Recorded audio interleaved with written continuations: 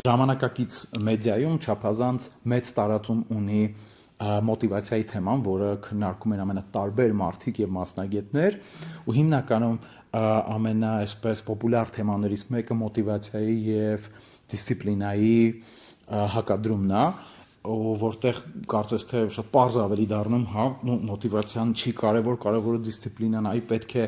այսպես անել, այնպես անել, սովորություններ ձևավորել, ստեղծել դիսցիպլինա, պահել այդ դիսցիպլինան եւ ամեն ինչ լավ կլինի։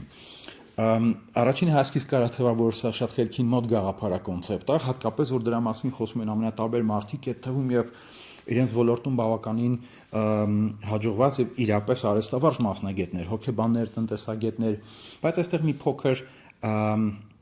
կցանկանայի հակադրվել այդ մոտեցմանը, որովհետեւ մոտիվացիան եւ դիսցիպլինան իրար չեն հակադրվում։ Ավելին, դիսցիպլինայի համար, այսինքն ինչ-որ կարգապահության համակարգ ստեղծելու համար նույնպես մոտիվացիա է պետք։ Թերևս երևի խնդիրը նրանում է, թե ոնց ենք մենք ընկալում մոտիվացիան, Հավանաբար մոտիվացիան մեծամասամբ ընկալվում է որպես էնտուզիազմ, որն էլ իհարկե այս պարագայում կարելի է հակադրել ինչ-որտեղ դիսցիպլինային, բայց մոտիվացիան գիտական հոգեբանության տեսանկյունից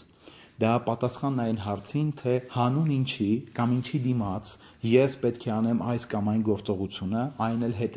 հետևողականորեն եւ ծախսելով այսքան ռեսուրս։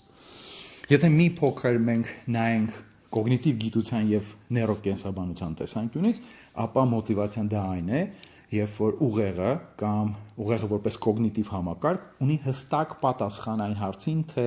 ինչի դիմաց ինքը պետք է վճարի կամ ծախսի իր ռեսուրսները։ Սակայն սա բավարար չէ։ Ինչի բավարար չէ, որովհետև ես կարող եմ գիտակցական մակարդակում դնել ինձ համար նպատակներ, որոնք իրականում իմը չեն համապատասխանում իմ իրական պահանջմունքներին, գուցե նույնիսկ չեն բխում իմ իրական արժեքներից, այլ փաթաթված են իմ վզին սոցիումի կողմից, մշակույթով, ժամանակներով,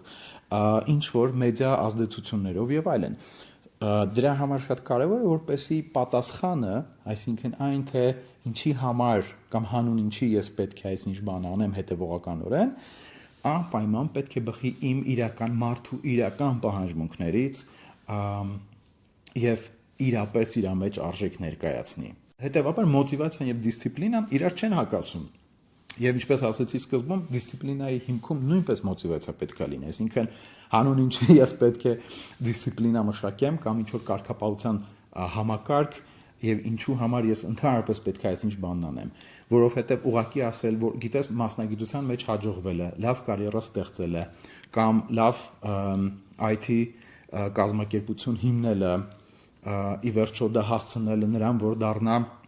unicorn կամ դուրս գա IPO, դա դեռ բավարար չէ, այլ անհրաժեշտ է ունենալ պատկերացում, թե ինչի համար եմ ես դա անում եւ ինչ կտա դա ինձ։ Ինչքան էլ որ տարօրինակ թվա, սա կարևոր հարց է։ Եվ այս առումով մոտիվացիան ոչ մի դեպքում չի հակադրվում դիսցիպլինային, այլ այն ընկած է մարդու ակտիվության հիմքում։ Անձի ակտիվության աղբյուրը